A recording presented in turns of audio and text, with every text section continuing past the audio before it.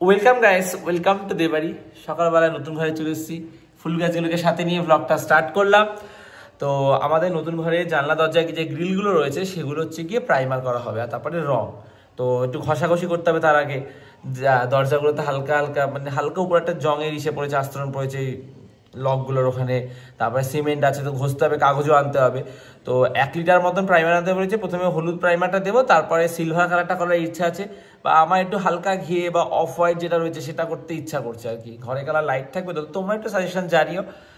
যাই হোক, আসলাম আগে গাছ দেখতে এসছি সকালবেলা। তো আজকে তো টবে সব ঠিক করবো গাছগুলো। তাহলে নতুন ঘরে গাছ দেখি, একটু গাছ দেখি না মনটা ভালো হয়ে যায়। কি চমৎকার লাগছে দেখো দেখতে। যদি ওগুলো এখানে থাকবে না, নিচে রাব ঢালাই হবে, এখানে লাইন দিয়ে রাখবো। আর এই ফুলগুলো যখন পুরো ফুটবে কি সুন্দর দেখতে লাগবে।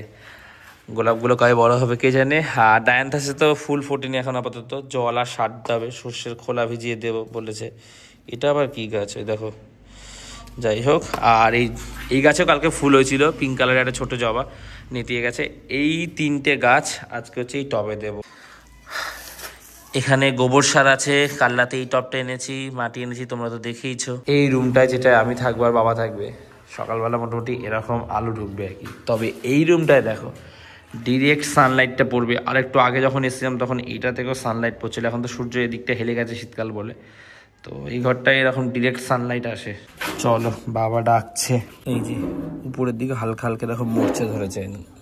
এই গেটটা কি অবস্থা হয়েছে দেখো, সিমেন্ট পরে, এটা ঘষতে হবে। তখন ঢাকা দেওয়া হয়নি, ভুলে গেছিলাম। এখানে হালকা হালকা মরচে পড়েছে। এই যে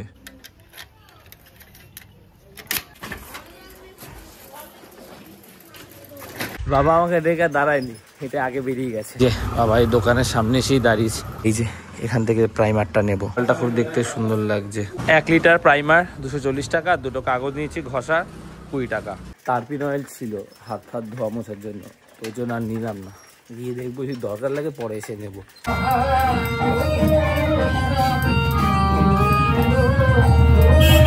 11টা বাজে স্টেশনের দিকে এসেছি, একটা ফর্ম ফিল আপ করার আছে আমার। আর আমরা ঘুরতে যাচ্ছি 28 জানুয়ারি, তার কনফার্ম টিকিটটা করতে হবে। মনে হয় না আজকেই দিয়েছে, কাল থেকেই ছাড়বে। তো ওটার ব্যাপারে একটু কথা বলে নেবো গড়িয়া স্টেশন থেকে। আর যদি আজকে দেয় তাহলে শিয়ালদা যাওয়ার কথা আছে আমার।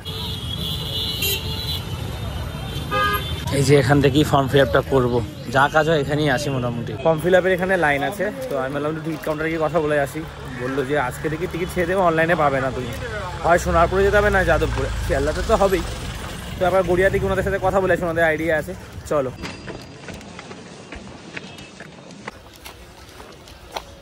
চলে এসেছি টিকিট কাউন্টারে, আপাতত লাইনে দাঁড়িয়েছি। কথা বলে নিলাম, বললো যে কাল থেকে সোনারপুর, যাদবপুর, বালিগঞ্জ, শিয়ালদা সব জায়গাতেই হবে। বললো তৎকাল না হলে ওই আধার কার্ড বা কিছু লাগবে না।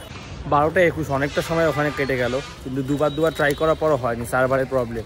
তো বললো বিকালে, এখন আমি একটু সোনারপুরে যাবো, ওই টিকিটের ব্যাপারে একটু কথা বলে আসি। এখানে কথা বলেছি, কিন্তু ওখানে কি কথা বলে আসি। টিকিট কেটে নিয়েছি, বারাইপুর অব্দি 5 টাকায়।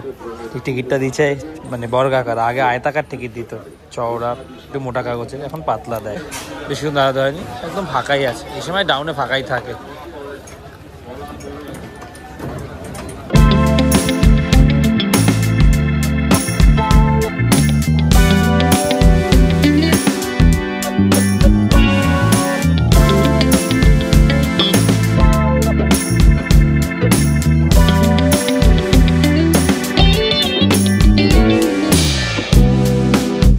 কথা বললাম, বললো 27 তারিখের টিকিট ছেড়েছে, কালকে 28 তারিখটা ছাড়বে, তো কালকে আসবো।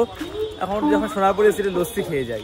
একটা 30-এর লস্যি নিলাম, দারুণ খেতে এখানকার লস্যিটা।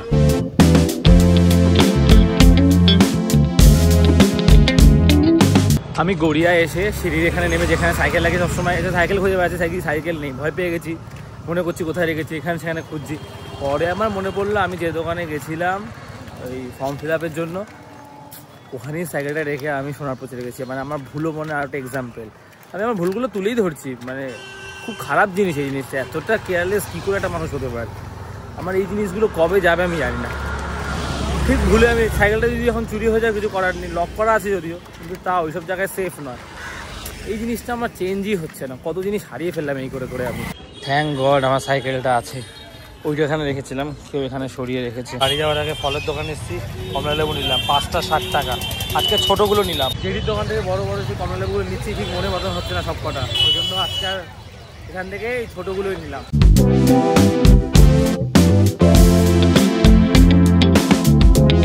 3:32, অনেকক্ষণ সময় লেগে গেল চুলদারি কেটে বের হতে। 2-3 জনের লাইন ছিল, তারপর অনেকে ফেসিয়াল টেসিয়াল করলো। বিয়ের সিজন বলে কথা, বাইরে থেকে 3-4 বার ফোন চলে এসছে, বকা খাচ্ছি, আর দোকানে আসতে হবে আবার। চুলদারিটা কাটবো করে কাটা হচ্ছে ওরা। চুলদারি কাটলে একটু কনফিডেন্স পাওয়া যায়, আত্মবিশ্বাস বাড়ে আমার ক্ষেত্রে আর কি, ভালো ড্রেস পরলে, কিছু খেলে মনের মতন। চলো বাড়ি যাওয়া যাক। একটা নিয়ে মহা সমস্যা, রাস্তায় যেই দেখছে পরিচিত বলছে কি রিপোর্ট করাতে গেছিলি, কি হয়েছে? হ্যাঁ কিচ্ছু হয়নি, একটা ওয়েলকিনের ব্যাগের মধ্যে কাগজপত্র আছে। রানী কোথায়? হ্যাঁ করেছিল। বাবার ভাত পেঁয়াজ রেডি? ভাত তো বাবা নিয়ে গেছে, খালি পেঁয়াজটা দিয়ে দিবি। ও ঠিক দাও। এই তুই ভাত খাবি না? না আমি চুলদারি কেটেছি, বাবাকে দিয়ে আসি, এসে স্নান টান করবো তারপরে তো। এখন দাও বাবাকে আগে দিয়ে আসি। তোমাকে ভরতে হবে না, তুমি শুধু ব্যাগটা আমাকে দেখিয়ে দাও, আমি নিয়ে নিচ্ছি। এই ব্যাগটা আমি তোর দেখাই দিলাম, আমি দেখতে পাইনি এখানে। এই যে মা ব্যাগ খুঁজছে, একটা ব্যাগ এখানে কালকে বাবার দোকান থেকে নিয়ে গেছিলাম, এটাই নিয়ে যাই। কালকে বাবার দোকানে নিয়ে গেছিলাম না, টব এনেছি। দাও দাও পেঁয়াজটা ফেলে দাও। তুমি দাও, আমি তো ঘরে ঢুকবো না, চুলদারি কেটেছি না। নাও বসিয়ে দাও।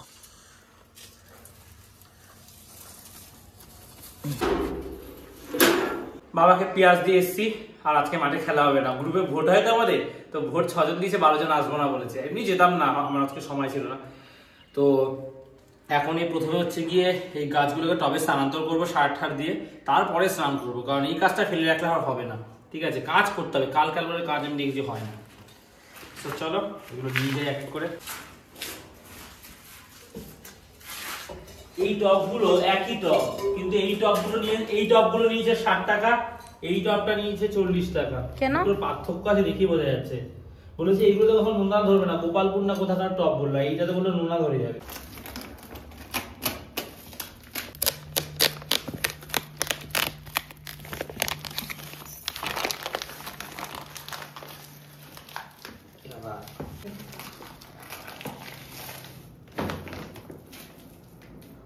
ঘাস হয়ে গেছে।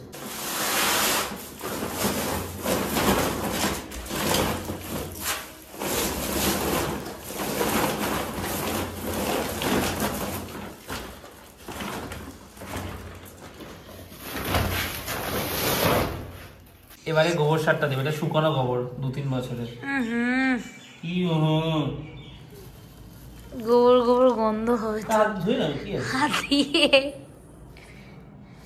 গরুর মূত্র, তারপরে এই গোবর সব হচ্ছে পবিত্র। ব্যাস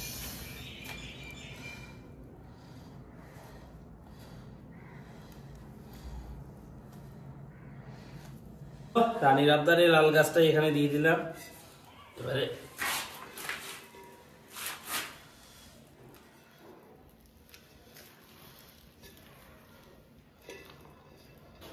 সো গাইস ফাইনালি আমার 3টে টবই রেডি হয়ে গেছে, যেরকম বলেছি আমি যতটা পেরেছি করেছি।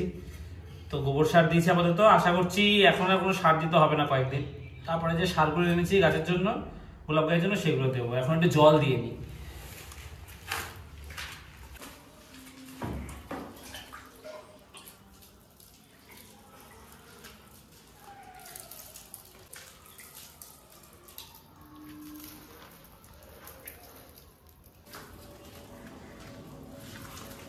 ওই গাছটা সার দিতে হবে না?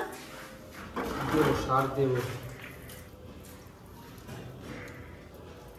এইবারে দেখো কি সুন্দর লাগছে, সব কটা গাছ টবে দিয়ে দিয়েছি দেবো দেবো করে। হাত দেবো না, থাক, কাছে হাত দিতে নেই ফুলে। দারুণ লাগছে। এটা যখন পুরোটা ফুলবে না হেভি লাগবে, ঝাঁকড়া হয়ে। চল ফল খেতে রাখছে মা, 4:30 হয়ে গেছে। এই জায়গাটা আপাতত এরকমই থাকবে, আর ইচ্ছা করছে না, কালকে এগুলো গোছাবো। আরে রাখ। লেবুগুলো কেমন? খুব ভালো না, ছোটগুলোই আনবে এবার থেকে। এইগুলোই ভালো, বড় হ্যাঁ ওগুলো ঠকে যায়। কি রস, আমি একটা খাইয়ে দিয়েছি, ভালো খাওয়া তুমি তো এনেছি। এখন আপেল, আখ, কমলা লেবু। বাতাবি খাবি না? বাতাবিটা খা রোজ। রিপোর্টটা পাবো, রিপোর্টটা করাতে হবে, কাল পরশু রানি রিপোর্টটা করিয়ে আনতে হবে। না কালকে হবে না, কালকে আমি টিকিট কাটতে যাবো, সোমবার 28 তারিখ জানুয়ারি মাসের। হ্যাঁ এইগুলো আনবি। দেখ এটা খোল দেখি। কোথা থেকে এনেছিস? দোকান থেকে। ওই দোকানটাতে? না, যেহেতু দোকান জানি, অন্য দোকান এনেছি। বড়গুলো ভালো লাগে না, ছোটগুলো ই করতে হয়। দেখি। হ্যাঁ, রস ভর্তি, মিথ্যে না, সত্যি দেখতে। এক ধরনের কমলা আছে, খোসা ছাড়ালে সাদা সাদা গায়ে লেগে থাকে, ওগুলো যে কি বিরক্ত লাগে বল।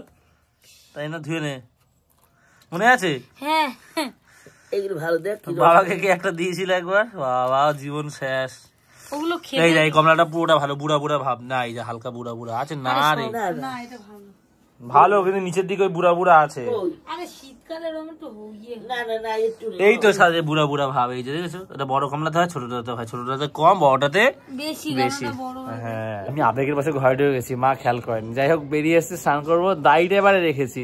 আমাকে অনেকেই বলেছে, এবং সেদিন নীলাদ্রি আঙ্কেলের সাথে কথা ছিল, বলছে যে হ্যাঁ তুই দাড়ি রাখবি, দাড়ি রাখলে লুকটা ভালো লাগে। তো আমি দাড়িটা সেট করে আসলাম আর কি। ঠিক আছে, এবার ঠিক আছে, আমার তো নিজের ভালো ফিল হচ্ছে। তো এবার থেকে এরকম লুকেই আমি থাকার চেষ্টা করবো আর কি।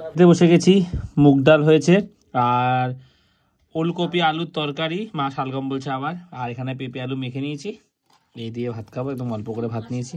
এই খেয়ে দিয়ে উঠে 15 মিনিট বসেছি, কমলা লেবু খেলা। এখন যুব সময় মাঠের দিকে যাচ্ছে, ঘুম পাচ্ছিলাম না, ঘুমাবো না, একটু ঘুরে আসি। যদিও সন্ধ্যা হয়ে গেছে, শীতকাল বলে কথা, তাও ঘুরে আসি একটু। পশ্চিম আকাশটা দেখো, এটা কমলা আভা দেখা যাচ্ছে, দারুণ লাগছে দেখতে। এখনো ফুটবল খেলা চলছে, আচ্ছা মাঠ ফাঁকা পেয়েছে, বাচ্চারা খেলছে, আর এখানে ক্রিকেট চলছে।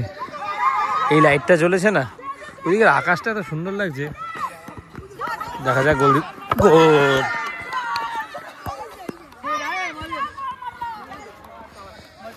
কত কত স্কোর?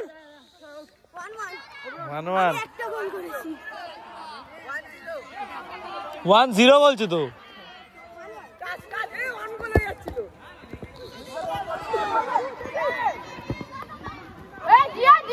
9:10 এই টিউশন পড়ে আসলাম, বাইরে বেশ ঠান্ডা, কোথাও যেতে ইচ্ছা হচ্ছে না, যে একটু মাঠে গিয়ে দাঁড়াবো।